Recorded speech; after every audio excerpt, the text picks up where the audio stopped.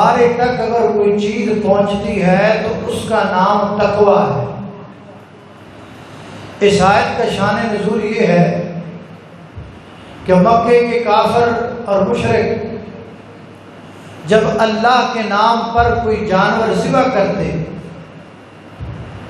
تو اس جانور کا خون اور اس کا گوشت، اس کا جو خون نکلتا وہ خانہ کعبہ کی دیواروں پہ پھینک دیتے، اور جو گوشت ہوتا وہ خانہ کعبہ کی دیواروں کے ساتھ چپکا دیتے، لگا دیتے۔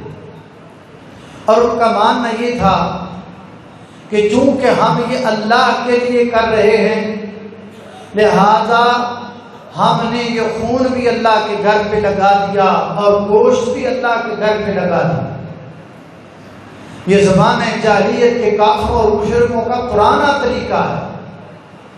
صرف یہی نہیں بلکہ جس بت کے نام کا جانور ذبح کرنا اسی بت کے اوپر اس کا خون پھینکنا۔ اگر لات کے نام کا بکرا ذبح کیا تو خون لات کے اوپر ڈال دیا، منات کا ذبح کیا تو منات کے نام پر ذبح کیے جانے والے جانور کا خون اس پہ ڈال دیا۔ جیسے آج بھی ہمارے پڑوسی ملک میں اسی طرح ہی ہوتا ہے کہ وہ غیر اللہ کے نام کی جب بھی کوئی نظر و نیاز دیتے ہیں، دودھ ہو، دودھ کا چڑھاوا یا خون کا چڑھاوا، تو اسی بت کے اوپر ڈال دیتے ہیں۔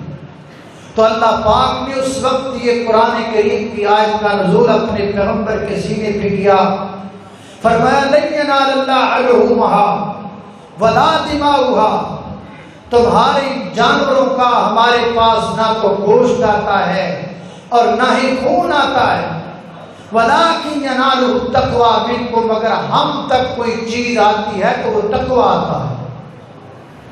تقویٰ ایک ایسی عظیم کرنسی ہے، جیسے پاکستان میں پیسہ چلتا ہے، وہاں بنگلہ دیش میں چلے جاؤ تو ٹکا چلتا ہے، انگلینڈ میں جاؤ تو پاؤنڈ چلتا ہے، دبئی میں جاؤ تو وہاں درہم و دینار چلتا ہے، سعودی عربیہ میں جاؤ تو وہاں ریال چلتا ہے۔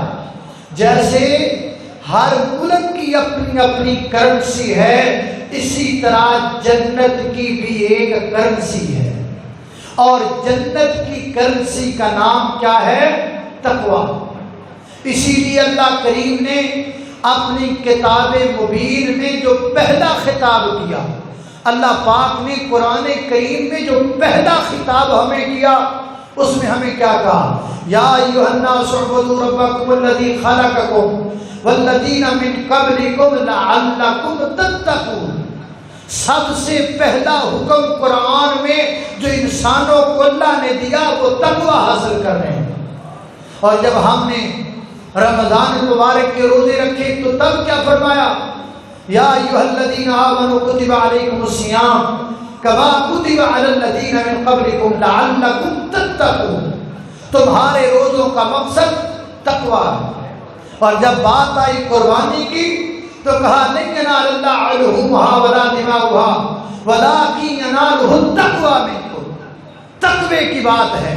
اور جب اللہ کا قرب حاصل کرنے کی بات آئی، اللہ رب العزت کے پسندیدہ بننے کی بات آئی، تو وہاں فرمایا شعوبا وقبائل لتعارفوا ان اکرمکم عند اللہ اتقاکم۔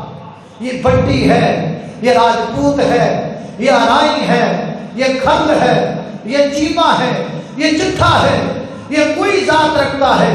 فرمایا ان ذاتوں کی اللہ کے ہاں کوئی ویلیو نہیں ہے، یہ ذاتیں کس لیے ہیں؟ لتعارفوا، تاکہ تم نے ایک دوسرے کو اپنا تعارف کروا سکو۔ کون ہو بھائی؟ کس قوم سے ہو، کس ذات سے ہو؟ لیکن اللہ کے ہاں کون بڑا ہے؟ نہ راجپوت بڑا ہے، نہ کھل بڑا ہے، نہ رانا بڑا ہے۔ اللہ کے ہاں بڑا کون ہے؟ فرمایا ان اکرمکم عند اللہ اتقاکم، اللہ کے ہاں بڑا وہ ہے جس کے پاس تقویٰ موجود ہے۔ نبی کریم علیہ السلام نے فرمایا ان اول الناس بی المتقون، فرمایا میرے سب سے زیادہ نزدیک قیامت کے دن وہ ہوں گے جن کے پاس تقویٰ ہوگا۔ آپ اندازہ کریں کہ تقویٰ کتنی بڑی کرنسی ہے۔ اور حدیث پاک میں آتا ہے کہ یحشر الناس یوم القیامت عراۃ حفاۃ غرلا، قیامت کے دن لوگ جب اٹھائے جائیں گے تو پاؤں سے ننگے ہوں گے، سر سے ننگے ہوں گے، بدن سے ننگے ہوں گے، بغیر ختنے کے ہوں گے۔ وہاں لباس کس کو ملے گا؟ ظاہر بندہ ننگا رہنا پسند نہیں کرتا، الا یہ کہ اس کے اوپر شیطان حاوی ہو۔ جو انسان شیطان کے اثر میں نہ ہو وہ کبھی ننگا رہنا پسند نہیں کرتا، وہ کپڑے کو پسند کرتا ہے۔ لیکن قیامت کے دن کپڑے کہاں ملیں گے اور کس سے ملیں گے؟ فرمایا وَلِبَاسُ التَّقْوَىٰ ذَٰلِكَ خَيْرٌ، قیامت کے دن تم پڑھنا جب قبروں سے اٹھائے جاؤ گے تمہیں قیامت کے دن لباس ملے گا تو تقوی کی وجہ سے ملے گا۔ تقوی اتنی عظیم چیز ہے۔ تو آج ہم قربانی کرنے جا رہے ہیں، ہم دیکھیں، ہم نے یہ تو دیکھ لیا یوں بکرے کو ہاتھ لگا کر اس کے ارد گرد چکر لگا کر کسائیوں سے مشورہ کر کے اس کے دانت چیک کر کے ہم نے یہ تو کر لیا یہ 1.5 من کا ہوگا، مجھ سے لکھوا لو یہ 2 من کا ہوگا، مجھ سے لکھوا لو یہ 30 کلو سے زیادہ نہیں ہوگا۔ ہم نے یہ تو پتا کیا کہ اس جانور میں گوشت اتنا ہے، کیا ہم نے یہ بھی اندازہ لگایا ہے کہ یہ قربانی کرنے میں ہم میں تقویٰ کتنا ہے؟ جو چیز اللہ کے پاس پہنچنی وہ کتنی؟ ہمیں تو وہ دیکھنا چاہیے۔ قربانی جانور کو آج تھوڑا ذبح ہو رہے، روزانہ ذبح ہوتے ہیں، ہزاروں جانور ذبح ہوتے ہیں، ہم روزانہ کھاتے ہیں، گوشت کھاتے ہیں، مٹن کھاتے ہیں، بیف کھاتے ہیں، چکن کھاتے ہیں، ہم ڈیلی کھاتے ہیں، پتہ نہیں ہزاروں جانور روزانہ ذبح ہو رہے ہیں۔ لیکن جو آج ذبح ہو رہے ہیں ان کی شان ہی الگ ہے، جو آج پک رہے ہیں ان کی عظمت ہی الگ ہے۔ آپ کے گھروں میں گوشت کی ہنڈیاں تو روز چڑھتی ہوگی، لیکن جو ہنڈیا آج چڑھے گی اس کی ایک اپنی شان ہوگی۔ وہ گوشت جو آج سے پہلے آپ کھاتے ہیں اس کھانے کی آپ کو نیکی نہیں، اس کی ایک ایک نوالے پہ آپ کو اجر ملنے والا ہے، ثواب ملنے والا ہے۔ لہذا میں بھی دیکھوں، آپ بھی دیکھیں کہ ہمارے پاس جو چیز اللہ کے ہاں پہنچنی ہے وہ کتنی ہے۔ اللہ کے پاس پہنچنے والی چیز تقویٰ ہے۔ اللہ ہمیں تقویٰ اختیار کرنے کی توفیق عطا فرمائے۔ اب تقویٰ ہے کیا یہ بھی ذکر کروں اور بات ختم کروں تاکہ یہ پتہ چلے، جو میں شروع سے لے کر اب تک آپ کو تقویٰ تقویٰ تقویٰ کہہ رہا ہوں، آپ کو پتہ تو چلے کہ تقویٰ ہے کیا۔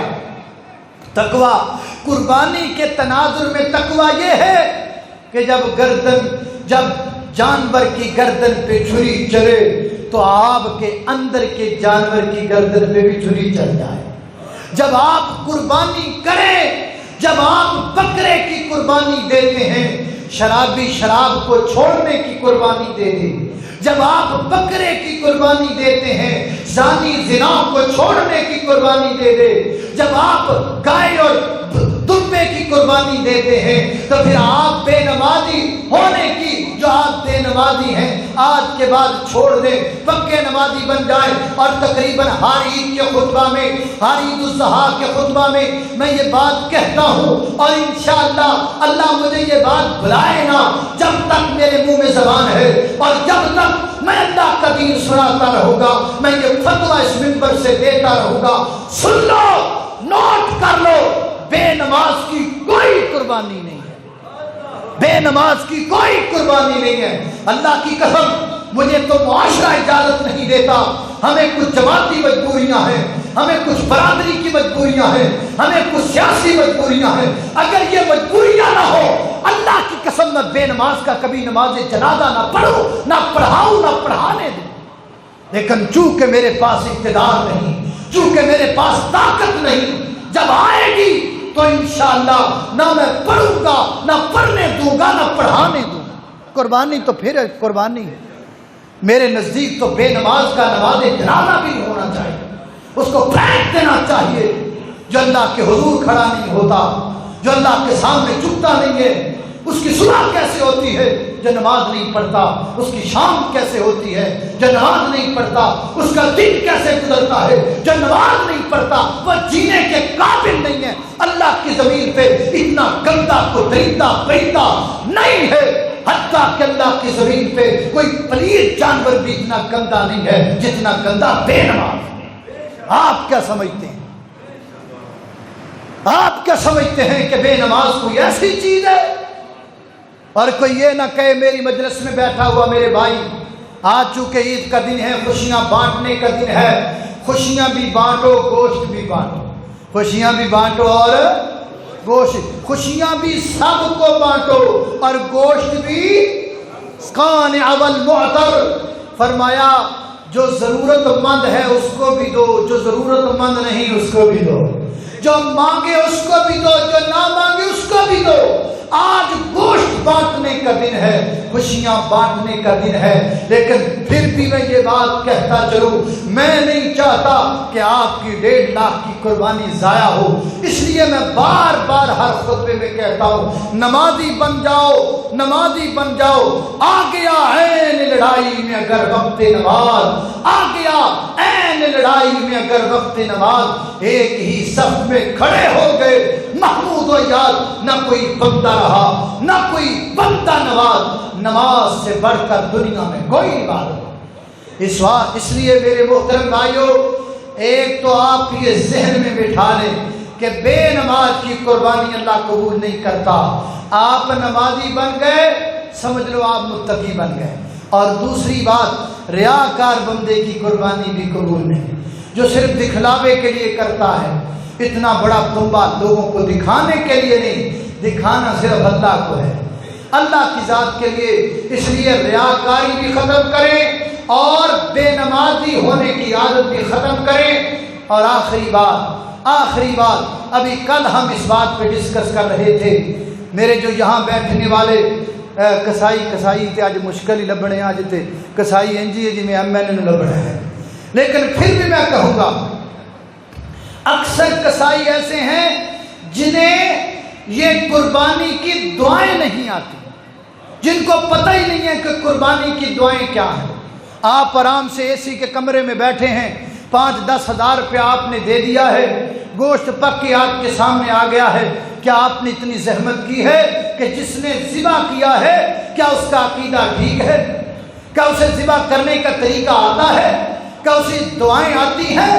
یہ تو آپ نے زحمت ہی نہیں کی، تو پھر آپ نے کیا کیا؟